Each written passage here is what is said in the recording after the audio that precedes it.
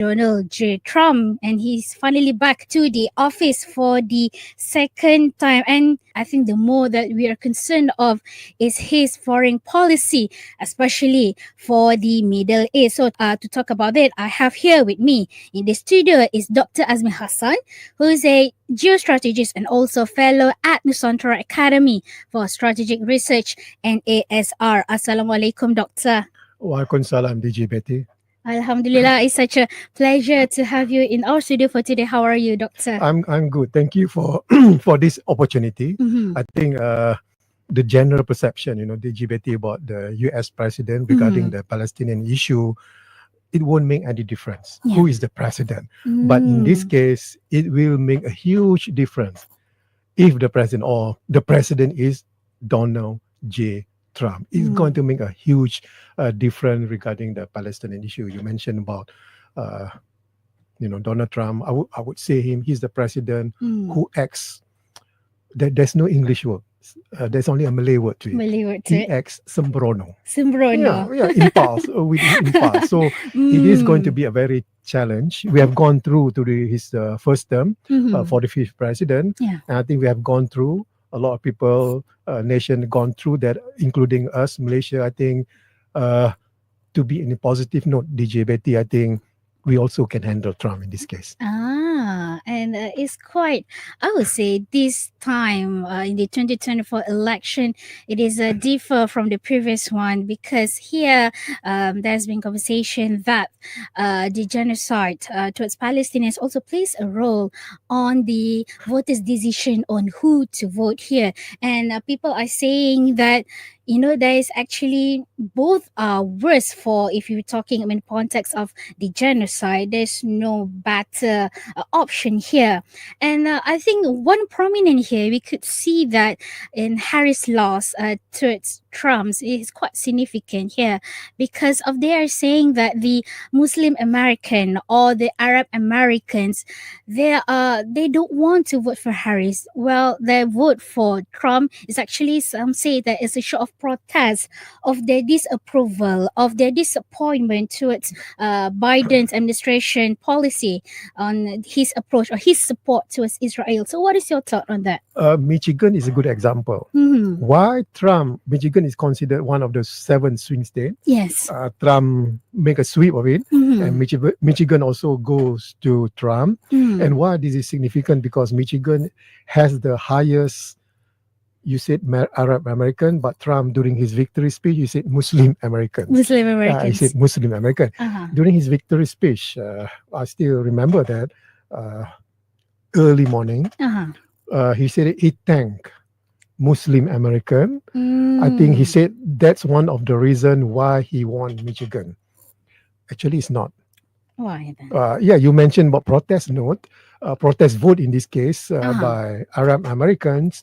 They did it protest by not going out to vote. In Michigan itself, 8 counties basically will vote for Democrat. But true enough, you mentioned their dissatisfaction about Biden goes down to Kamala Harris in this case. Out of the 8 Democrat counties, 7 saw a downward trend. Most of them, the Muslim American or Arab American, did not go out to vote. But the problem is that why Trump won Michigan, because of the Latin Hispanic voters voted heavily for Trump. But why did Trump thank Muslim voters, even though it is not? He want to portray that he got all the support, especially the Muslim support. Now, before the election, he did meet a few prominent Muslim in Michigan, and outcome of the meeting is that these Muslim leaders supported Trump. I don't know what Trump promised that make the Muslim leaders support Trump, but I'm sure he make a very, very big promise regarding Palestine, regarding what's happening in Gaza. And during his campaign, he said that he will end whatever happened in Gaza. But how he will end it, what the color of the ending, we have no idea. But I'm Well, I'm trying to put a positive note on it. Uh-huh. He did promise it, and I'm hoping that he will go through the Mm. promise. And it's quite interesting to see during the campaign, presidential campaign, where on this one side you see Harris having celebrities endorsing her, and then you have this other side with Donald Trump's approach to his campaign, where he has, I've seen a video of him having a imam of a place to endorse him during his campaign, and you can see here the difference in how these two candidates approach towards their voters. And here we can see that perhaps the possibility of why Muslim Americans here supported Trump is because of the Muslim Americans feel that they are more connected, more aligned towards his principle. So do you think that the conservatism here plays a role on Muslim support towards Trump? Yeah, he is conservative compared to liberal Kamala. Yes. But again, going back to Kamala, a lot of celebrities supported her. Yeah. But in terms of popularity vote, Hmm. Kamala lost by 5 million votes. Yes. No, at least she It's, will. it's She quite should have. significant. It's quite significant, even though Biden got more 8 million vote. But again, at this particular juncture, Kamala, she's hoping on the abortion right, but it did not happen. Mhm. The women voters did not come out to vote in drove. It did not happen. I think that's why she lost. And another Uh-huh. thing is that if we look Trump 1.0, for example, Uh-huh. two glaring example that I'm quite puzzled why Muslim leaders in United States supported Trump. Uh-huh. At least they see it as a neutral. Uh-huh. During his first tenure as a president, he moved U.S. embassy from Tel Aviv To to Jerusalem. Jerusalem. Yes. He said that why he moved it to give the support for Israel, that Jerusalem, the whole of Jerusalem, belonged to Israel. But basically, under international law, the East Jerusalem is still in the hanging balance. It should have gone to the Palestinian as Yes. their next capital when Palestine is, I would say, is a sovereign nation. Another example is that he created the Abraham Accord, Perjanjian Ibrahim. Yes. This is a normalization of Arab countries, Muslim countries towards Israel. Well, in a way, it is very good. But this Abraham Accord did not take account the most important thing, DJ Betty, which is the Palestinian issue. One of the reasons why the October 7 attack occurred is to stop this Abraham Accord. At one time, Malaysia was said that to be part of Abraham Accord, but Wisma Putra said, no, we are not part of it. The Palestinian issue need to be resolved first. Then only we can think after that whether we have to normalize our relationship with Israel. But again, these two examples, excuse me, it shows that Trump, yes, he will do it to end the suffering of people in Gaza, but at the expense of the Palestine. Meaning that whatever Netanyahu wants right now, Trump said, yes, you can get it, and I will stop the war. That's the reality, and Malaysians should understand this. Because tomorrow, Datuk Seri Anwar will be in Riyadh, attending the summit of Arab countries and Muslim nations. And during this particular summit, Datuk Seri Anwar will try to gain support to draft a resolution so that Israel can be expelled from United Nations. I'm sure Trump will be very angry, but he cannot do nothing right now until the 20th of January. But again, I think we should realize that even though I said before that we should be positive, DJ Betty, but taking back what's happened during his first tenure, it doesn't look very good for the Palestinian people. And talking, you mentioned about the Benjamin Netanyahu eagerness to have Trump's in the office. In fact, he is one of the first political leader who congratulate Trump upon his winning. With in his speech, he said that your historic return, that's quite significant. Historic return to the White House offers a new beginning for America and a powerful commitment to the great alliance between Israel and America, and here I'm quite puzzled of why, especially even the Israelis, they tend there's been a poll which shows that they are more keen and they're more hoping for Trump to be back in office compared to the Democrats, Harris here. But why they are more keen to have Trump's despite Harris or Biden's administration support, unwavering support toward Israel? Because as so far under Biden administration, they have delivered billions of dollars of support and even arms and all the kind of I would say as military support towards Israel. So despite Biden's support towards Israel, why they are still more keen having Trump's in office? During the debate between Trump and Biden before Biden dropped out, Trump said Biden is too weak as a president to help Israel. Is it not aggressive enough? Yeah, because if he were the president, he will say to Netanyahu, finish off Hamas as soon as fast as possible. So you see the thinking. Biden, having giving support, no doubt a lot of support, Yes. but there are a lot of constraints.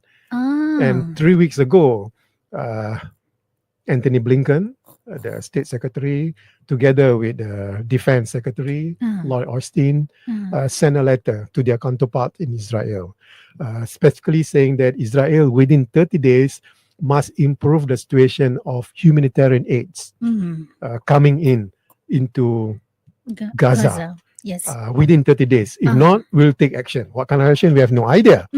But last week, Israel, the Knesset of Israel, labeled UNRWA, the humanitarian agency that giving aids to Gaza right now, cannot operate in Gaza. He even cut the Netanyahu realized that the era, Biden era will be ending. I think that's the reason why he would have preferred Trump in this case. Because, yes, Biden is very weak in forcing Netanyahu.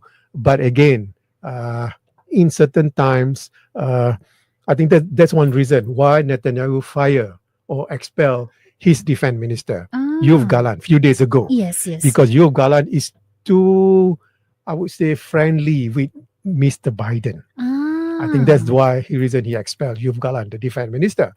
So if Trump incoming there, Trump didn't say anything about the firing of the defense minister, because Trump, I think, will give 100% support so that Hamas can be, I would say, buried, non-existent anymore as soon as possible. So Trump would say, what do you need now, Netanyahu, to get rid of Hamas? So in this case, I think, yes, Netanyahu would have preferred Trump.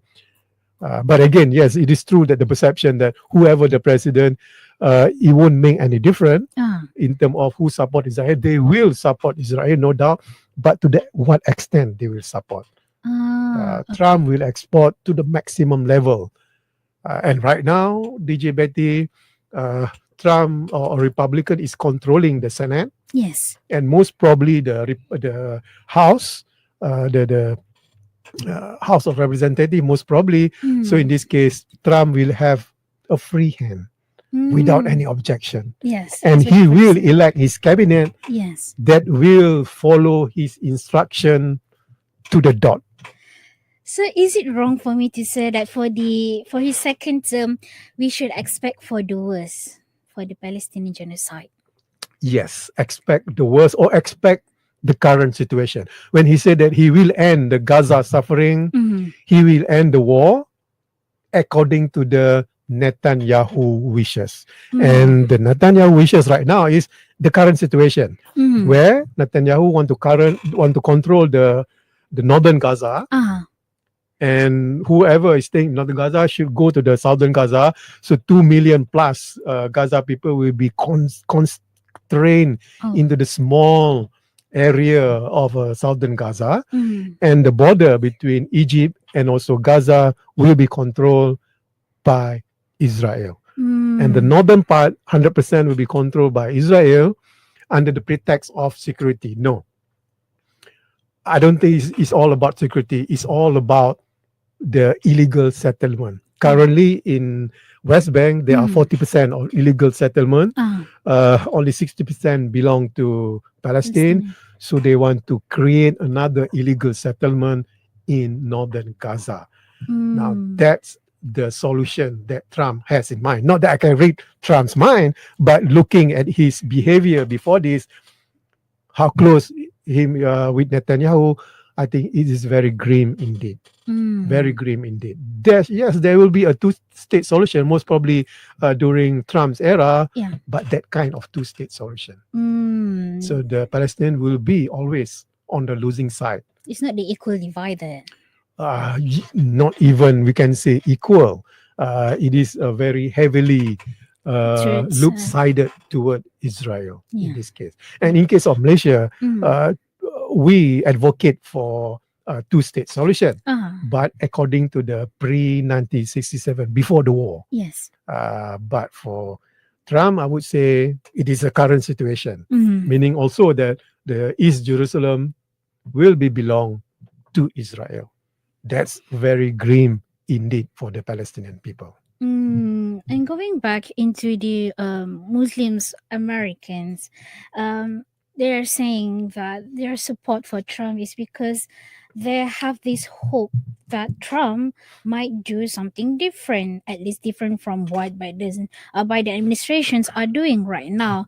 And when you ask about that, some mention that it is because Donald Trump won't impose, I would say, extreme foreign policy is because of his relation, of his alignment towards the Saudis, the Qataris, and so they don't think that he would imply such an extreme foreign policy. So, in your opinion, where does the Middle East region has influence on Trump's policy towards the Middle East? DJ Betty, can we put our hope on the Arab countries? Look at when Trump created the Abraham Accord. Yes. And I think 2 or 1 Arab countries. I think most probably Saudi Arabia also will join. But because of the October 7 attack, it is very loop-sided. And loop-sided, even though it is very loop-sided, because it doesn't take into consideration the Palestinian. It doesn't take. It only take the consideration of the Arab countries who want to normalize their relationship with Israel. It's all about geopolitics. It's all about economy. So I'm not giving any high hopes for the Arab countries, whether I should say this or not, but I have to say that, like Trump, who act impulsive, who acts sembrono, I also like to say sembrono in this case. I think that's the more reason why Malaysia is spearheading the initiative to draft a resolution in UNGA to expel Israel from United Nations. Because to put the lead or to put the responsibility on the Arab countries, it's going to be status quo, nothing much. Nothing much. Because they have to think about themselves first. They have their own agenda. But also Malaysia being a small Muslim nation, DJ Betty, I think we should be proud of it. Because at the current administration, we have been penalized, no doubt about that, because we have been too vocal with Hamas or with Palestine. We have been too friendly with Iran, or we are being friendly towards China or Russia. We have been penalized, no doubt about that. So I think we are doing something right in this case because of the state are not that happy. So do you think that, our plan to draft for the expulsion of Israel towards Israel from the UN may have some impact on the Arabs' perspective onto the issue?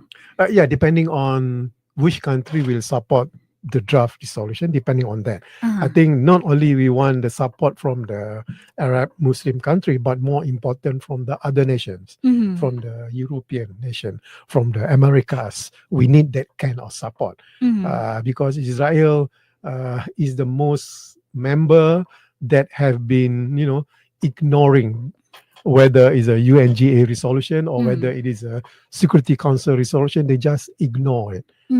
Look at what's happening in southern Lebanon right now. Yesterday, they demolished a wall that part of the UNIFIL, Yes. UNIFIL peacekeeper. So they are just ignoring. Uh-huh. UNIFIL is there because of another UNSC Security Council Resolution 1701, and they just ignore it. And that particular 1701 is supported also by United States. And currently, United States just keeping quiet. What's happening, the behavior of Israel in southern Lebanon. And a few days ago, a few of our Malbat soldiers injured. Yes. And if you ask ordinary Malaysian, DJ Bedi, is Israel targeting us? Most of us believe that. Yeah. Even though personally I don't think so, they are targeting us. We happen to be there. But that's how the behavior of Israel currently, that we are very skeptical whatever Israel is doing right now. And it's very interesting to talk about that, because some raise the concern of the possibility that the draft won't even be accepted. I think when ICJ put out a decision that the occupation of West Bank, the East Jerusalem, is illegal under international law. Yeah. Yes, it's a non-binding resolution. Nothing can be done. But morally, Israel is a pariah nation. Yes, we can say that. I think before the October 7, a lot of nations supported Israel, have sympathy towards Israel. But after their conduct in Gaza, a lot of nations, European nations, Latin America or Northern America, considered Israel as I would say that a pariah is it's not a bad word. I think I can say that it's a pariah nation. Yeah. Correct. I still remember during the last G7 meeting where Italy was the chairman, Prime Minister of Italy, Giorgia Meloni, said Israel before this have a lot of support from other nations. Yes. But currently, because of Hamas, Israel has been isolated. She did not say pariah. I just used the word pariah. It's not because of Hamas. It is because of Israel conduct in Gaza. As you mentioned, a genocide is happening right now. So, no, it's not a populist move by PMX. No, because Prime Minister know that there are consequences. Yes. Malaysia will be, I would say, subject of a trained eye right now, Biden, after this Trump. So it's not a populist move. It is something that we just cannot keep quiet about it. Just cannot keep quiet. Yes. What's happening in Gaza is too much. It's a humanitarian issue. Yes, humanitarian issue. It's not about Muslim versus Jewish. No, it's not about that. It's not that Prime Minister want to gain more popular. No, it's not about that. But it's going to be very difficult. But the most important thing is to get the support majority, because this particular resolution to expel Israel, DJ Betty, need to go to the Security Council. Yeah. And I'm sure United States will veto it. Yeah. So I don't think so. If Datuk Seri Anwar want to be more popular, there are a lot of other issues to be used to gain more popularity, but not on this particular issue. But then, as a Malaysians, what can we expect the consequences that it may have on us? Most of the netizens believe that when a few of our Malbat peacekeeper got injured, we are targeted by Israel. Yeah. Now, a few days after that, or a few days ago, Waze changed to Hebrew. And Waze, we know it is part of Israel. Operated in Israel. Israel operated. So I guess, well, if you boycott certain franchise, I think fast restaurant, for example, I think you should boycott Waze, because we have alternative. Exactly. Google Maps. We have alternative to that. I think that's the easiest way that Malaysia can do their part in this case. But again, come January 20th, when Trump will assume the 47th president, I think we need to be prepared of his impulsiveness or of his sombronos when it comes to Malaysia, who is the vocal supporter of the Palestinian issue. But what can we, as I would say, a small nation, what can we do to impose pressure, especially to the Trump's administration, to the US, on in this Palestinian genocide? Of course, this is collective. It has to be collective effort. So one of it is the boycott efforts, Yeah. and we can see that it is actually working with several companies that are in the boycott list reported losing millions of dollars. Here, what are else things that we can do in exerting pressure? Understand the issue. When some said what Datuk Seri Anwar is doing on the Palestinian issue for populist reason, Mm. basically you will not understand the issue. Mm. 4 months ago, Brian Nelson, he's the undersecretary under the Treasury Department for terrorism finance, came a visit to Malaysia. Mm. Basically, he put it very diplomatically. Don't be too close to Iran. Don't support too much Hamas or the Palestinian cause. He did say that. But Datuk Seri Anwar or the Datuk Seri Saifuddin said, as the Home Minister said, well, we don't have any problem with Hamas.